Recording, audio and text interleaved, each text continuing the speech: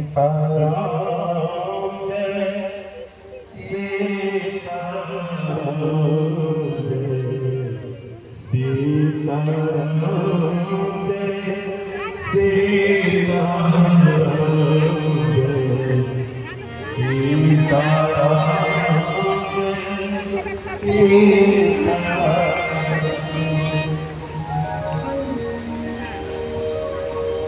बोलो प्रेम से बाबा भोलेनाथ की जय। ब्रह्मा जी कहते हैं, हे दक्ष, मरीचि आदि हमारे जितने पुत्र हैं, मेरी बात सुनो। जिस समय से मैं संध्या के ऊपर आकर्षित हुआ, भगवान शिव ने मुझे बहुत फटकारा।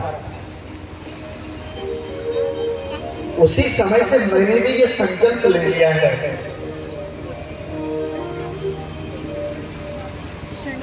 उसी समय से मैंने भी ये संकल्प ले लिया है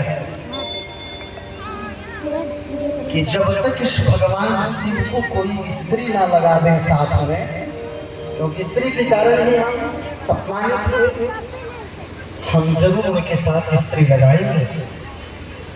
जब वो स्त्री को स्वीकार करेंगे ना, उसी दिन मेरा दुख दूर हो जाएगा। ब्रह्मा जी लग गई चक्कर में कि भगवान शिव को कैसे स्त्री स्वीकार करे। सारे पुत्रों को बोल दिए, कामदेव को बुलाया।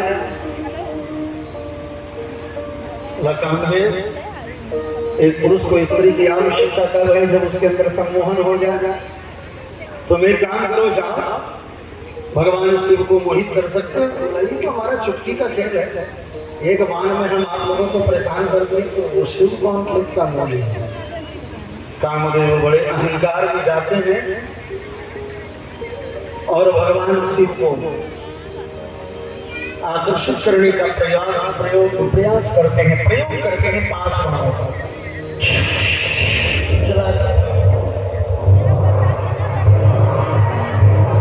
जैसे ही 5 बाण जला दिए, कोई फर्क नहीं। बोला कैसे? बूंद अगाध सही कैसे, खल के बचन सुन संत सहज से। जैसे पर्वतों के ऊपर 1000 बूंदे पानी की गिरे, लेकिन पर्वत पर कोई असर नहीं होता। सज्जन पुरुष वही होते हैं जो दुष्ट कितनों भी कुछ बोले, सज्जनों के ऊपर असर नहीं होना चाहिए। अगर वास्तविक में आप सज्जन हैं तो दुष्ट कुछ भी बोले, तुम्हारे पर असर नहीं होना चाहिए। और अगर असर हो रहा है तो हम सज्जन नहीं हैं, हम उससे भी ज्यादा दुर्जन हैं। बूंद अगाध सही कैसे, खल के बचन सुन संत सहज से। चलो कोई बात ना है।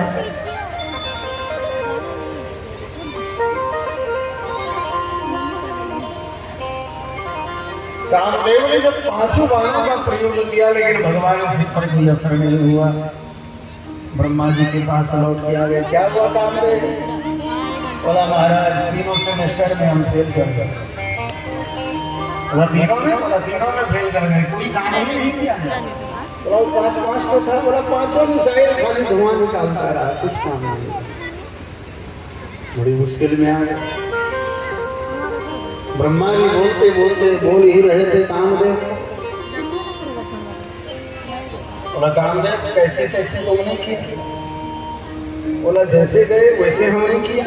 पिकाह विनीति सतसह पंचमं मधुर स्वना प्रफुल्लन पदमा अनुवंसरयः सपुच्छस्य करा। बोला तुम एक काम, इस बार फिर एक प्रयोग कर। बोला क्या? और तुम जोर से सांस लो। कामदेव को बोला जोर से सांस लेने के लिए।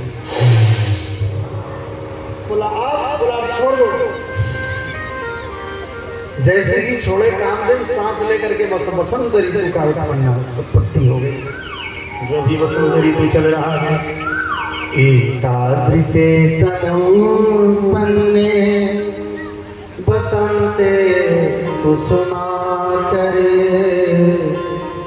बवो पादो ससुर भी पाद पाद पुष्पिका पिका बिने तु सत्संग पंचम मधुर स्वना प्रफुल्ल पदमा अभवन् सरस्य पुष्पकरा तमोपन्नमहावीक्ष्य तदा त्रिसमोत्तमम् हिरण्यगर्भो मगधं मधुरं वच।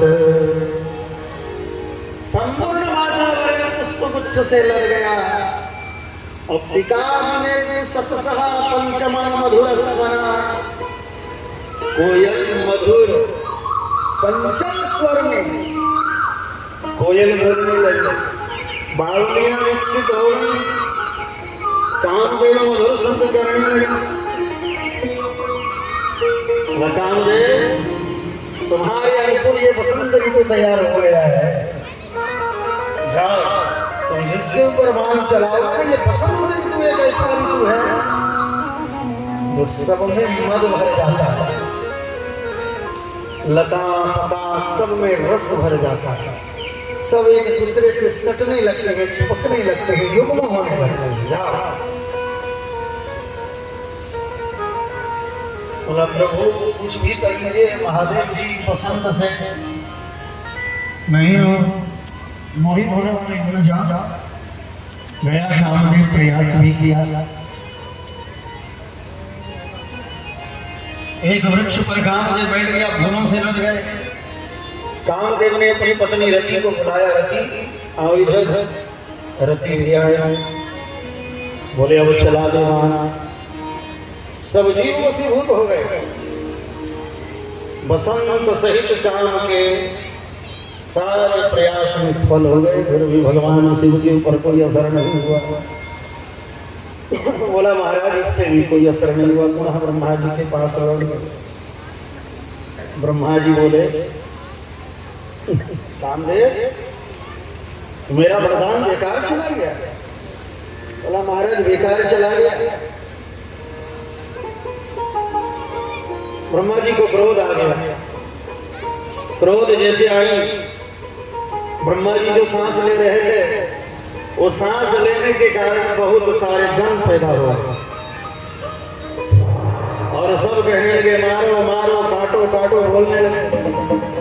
ऐसा कष्ट करने से उस गण का नाम हुआ मार, मारीगण जिसको कहते हैं, मारीगण भैरव, वही मारीगण मरुदगण ये सारे उत्पन्न हो गए महागण लोग। बोला एक काम करो। बोला ये क्या करेंगे? बोला जब तुम किसी को सम्मोहित करोगे तो कामदेव रति बसंत और 5 बाण और ये जितने मारीगण सब है, ये मार सबको लेकर के तुम जाओ और किसी के ऊपर प्रयोग कर दोगे, तुम सारे लोग आकर्षित हो जाएंगे। बोला प्रजानाथ सबके ऊपर सब असर होगा, कंकड़ को दूध में खवलाएंगे तो खीर बनेगा क्या? बोला ये सिंगी पत्थर है, इनको कुछ भी खवला दो दूध में, ये खीर बनने वालों में से नहीं। मैंने कितने भी प्रयास किए प्रभु, लेकिन नहीं हुआ। कामदेव ने पहले भी समान अपना फिर से प्रभाव दिखाया, लेकिन फिर वापस कुछ नहीं हुआ। आकर के कामदेव ने कहा ब्रह्मा जी भला हुआ कि इस बार हम शिव जी के कोप से बचे, अब हम ऐसा नहीं कर सकते। ब्रह्मा जी का भी घमंड चूर चूर हो गया।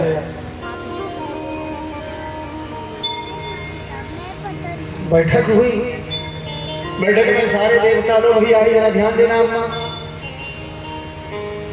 हम कथा सुनाने जा रहे हैं कि भगवान शिव को स्त्री की आवश्यकता क्यों, स्त्री उनके साथ क्यों जोड़ा गया, सती के साथ सहयोग क्यों कराया गया, इसके कारण को हम बताने के लिए बड़ी दूर से आ रहे कि सती कैसे इनके जीवन में, इनको कोई जरूरत नहीं था। निर्गुण है, निर्विकार है, निरंजन है, अलग है, इंद्रियातीत है, कालातीत है, रूपातीत है, नाम रूपातीत है, शब्दातीत है, पर ब्रह्म है, तो इनको फिर शक्ति के साथ सहयोग क्यों होना पड़ा?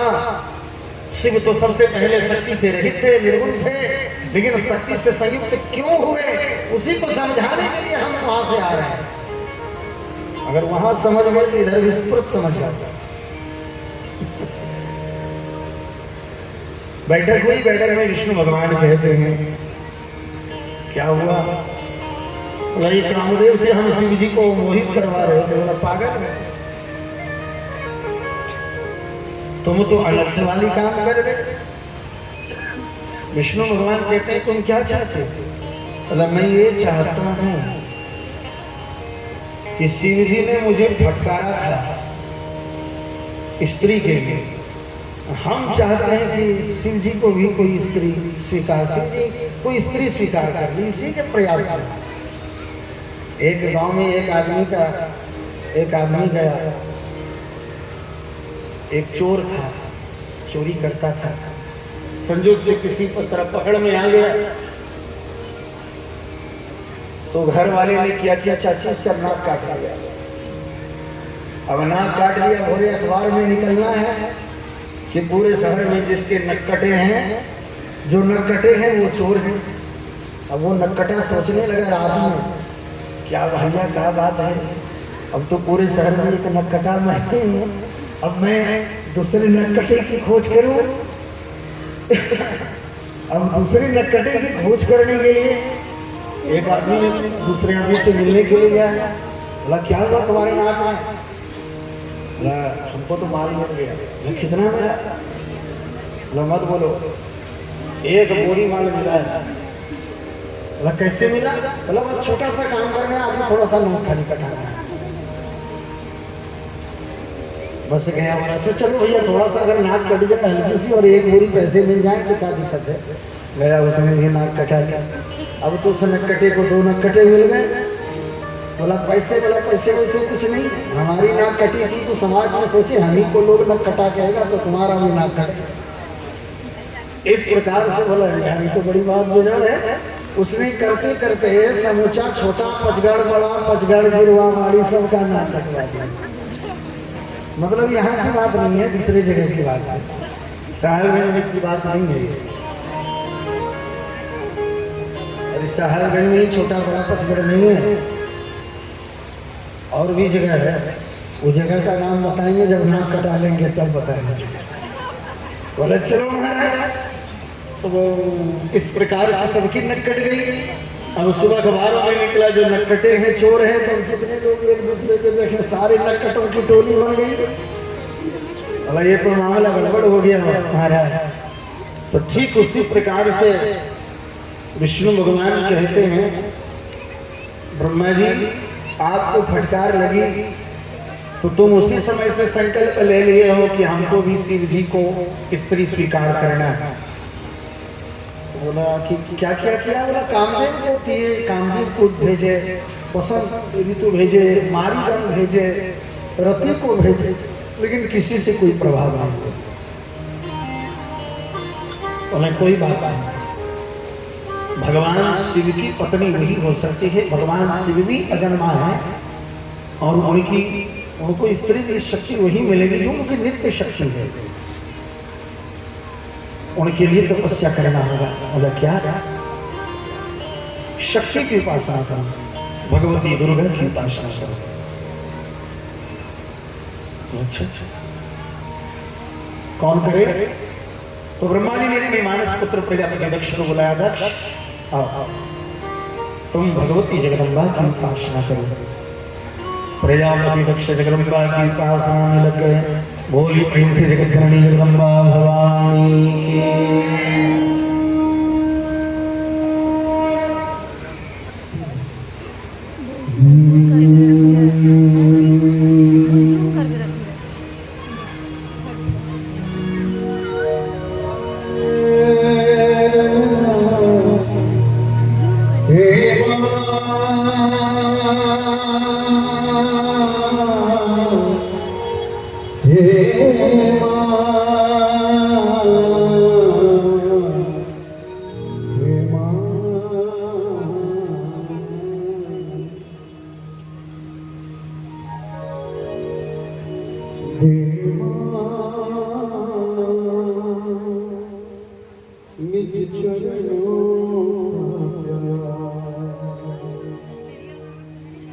देवा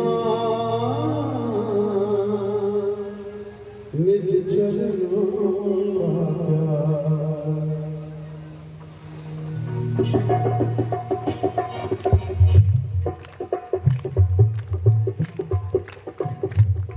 देवा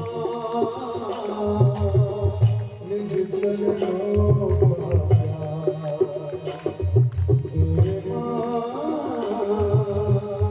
निज चरणों